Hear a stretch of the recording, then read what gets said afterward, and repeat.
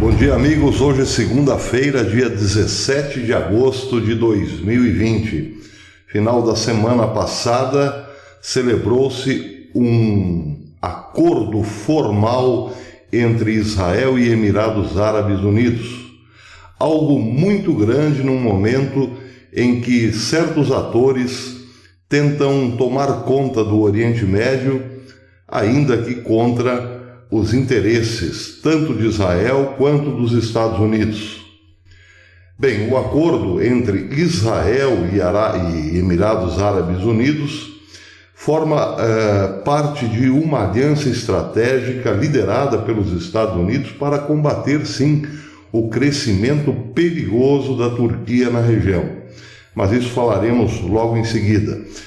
Antes, quero lembrar os amigos que hoje é dia da estreia do fantástico, do fabuloso documentário do Brasil Paralelo, Os Donos da Verdade. Nós transmitiremos esse documentário, parte dele, aqui no canal Professor Belei. Você terá a oportunidade de tornar-se membro do Brasil Paralelo, clicando no link que está logo aqui abaixo do vídeo, na descrição.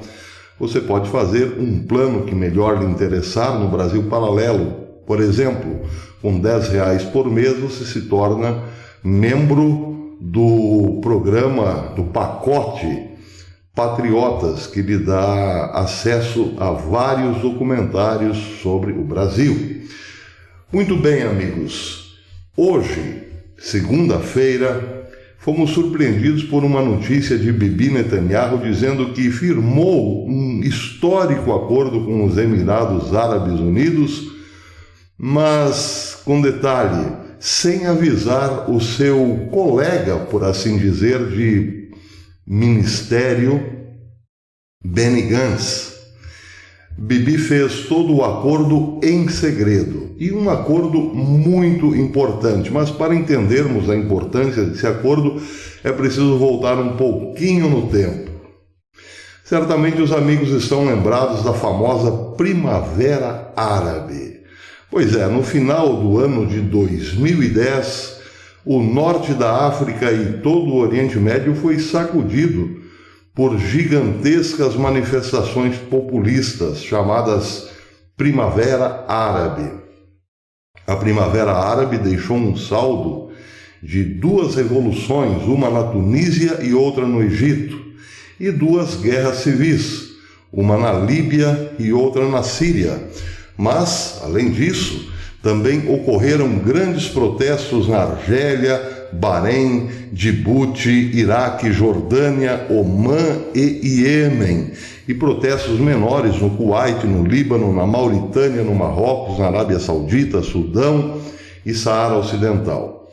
Foi sim gigantesca a Primavera Árabe, a revolução promovida por organismos como Irmandade Muçulmana, por exemplo. Bem, até a Primavera Árabe, é importante que se diga, 4 países tinham algo em comum, 4 países importantes na região onde eclodiu a tal Revolução Árabe: Israel, Catar, Turquia e Emirados Árabes. Esses 4 países não formavam um bloco formal, mas tinham algo em comum: boas relações com os Estados Unidos. Portanto, nenhum desses 4 países confrontava-se diretamente por conta deste elo de ligação com os Estados Unidos. Acontece que depois da Primavera Árabe as coisas mudaram e bastante. O quase que informal bloco dividiu-se. Catar e Turquia ficaram de um lado e do lado oposto, Israel e Emirados Árabes Unidos. Emirados Árabes Unidos e Israel tinham posições diferentes de Turquia e Catar em relação à Primavera Árabe. Israel e Emirados Árabes apoiavam os respectivos governos dos países onde eclodira a Revolução Árabe.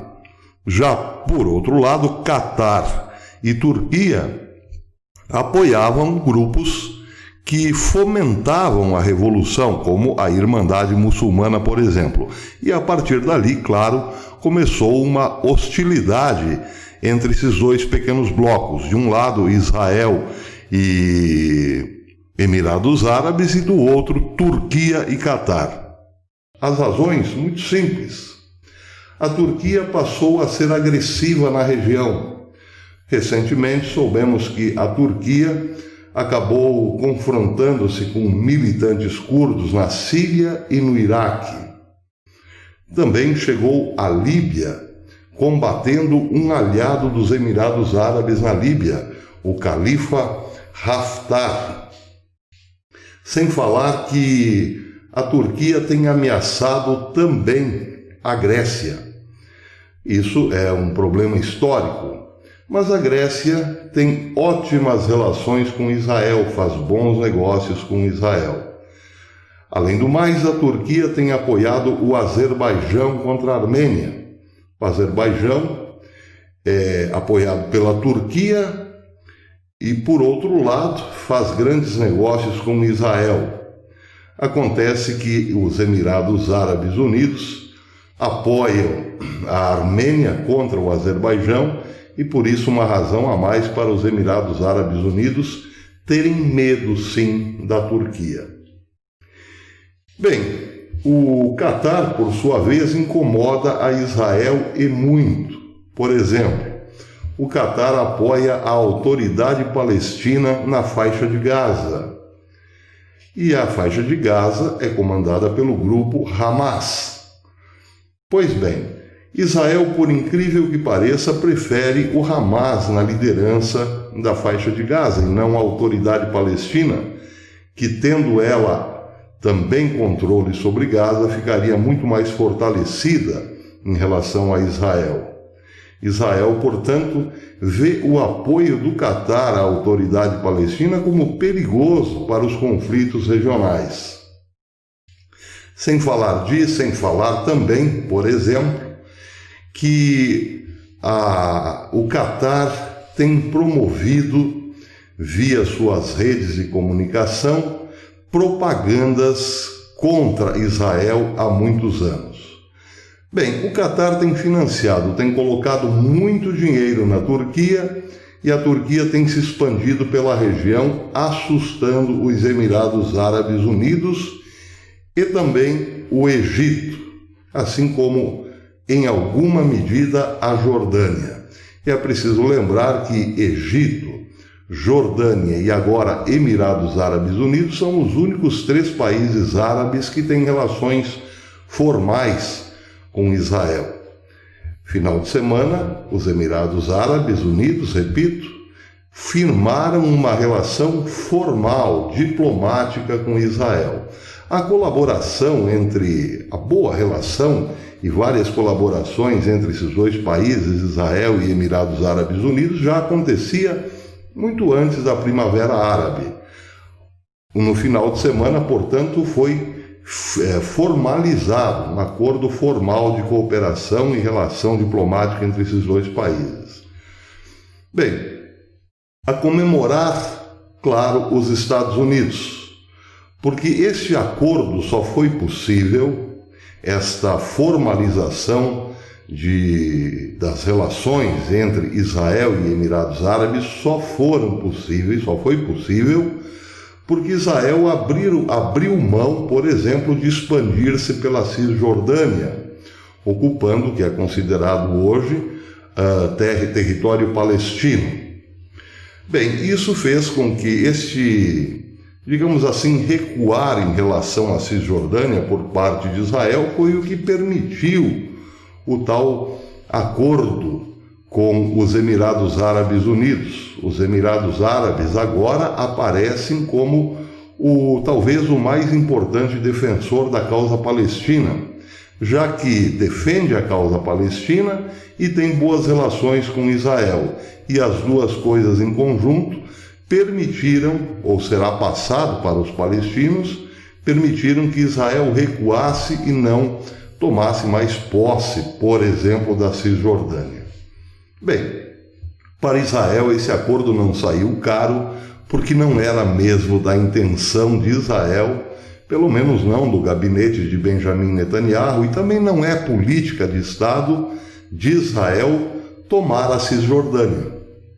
Mas prestem atenção, era do interesse de Donald Trump, sim, porque o plano de paz de Donald Trump previa o desenvolvimento da área da Cisjordânia, mas esse desenvolvimento só seria possível se a Cisjordânia fosse anexada por Israel.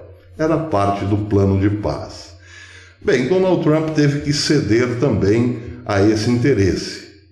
Israel e Estados Unidos acabaram cedendo, abrindo mão da Cisjordânia, e o acordo foi assinado.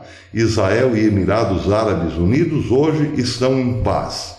São bem amigos, por sinal. Isso quer dizer o seguinte em bom português, de forma muito resumida. Só um minutinho. Em forma resumida, isso quer dizer o seguinte: um aviso muito claro para a Turquia e para o Catar. Um novo bloco foi formado no Oriente Médio, dando um pouco mais de objetividade àquilo que nós chamávamos até a semana passada de salada de frutas. Bem, hoje já se sabe mais ou menos quem é quem no Oriente Médio. De um lado, um bloco liderado pelos Estados Unidos, com Israel e Emirados Árabes. Mas também podemos incluir aí o Egito e um pouco mais para o norte, a Grécia. Esses países estão bem afinados e o recado claro é contra a Turquia, que está unida ao Catar e também à Rússia, evidentemente. A pergunta que se faz é a seguinte: mas esse bloco não seria um aviso, em primeiro lugar, para o Irã? Sim e não, ou melhor, em termos. Hoje, por incrível que pareça, a maior ameaça, tanto para Estados Unidos, quanto para Israel, quanto para Emirados Árabes, quanto para o Egito, até mesmo para a Jordânia, a Líbia nem se fala, já que está em guerra civil, e a Síria a mesma coisa, é a Turquia. A principal, digamos assim, o fator que realmente tem atemorizado os países aliados na região, chama-se Erdogan. Esse é o fator de temor em relação a Israel e a Emirados Árabes principalmente. Mas, claro, no retrovisor, o motorista está sempre olhando para o Irã. Um olho no peixe e outro no gato, como se diz. Agora esperar para ver como reage Turquia e como reage o Catar, já que estão bem unidinhos e têm fortes pretensões na região. O Catar quer dominar a faixa de Gaza, dominando a autoridade palestina.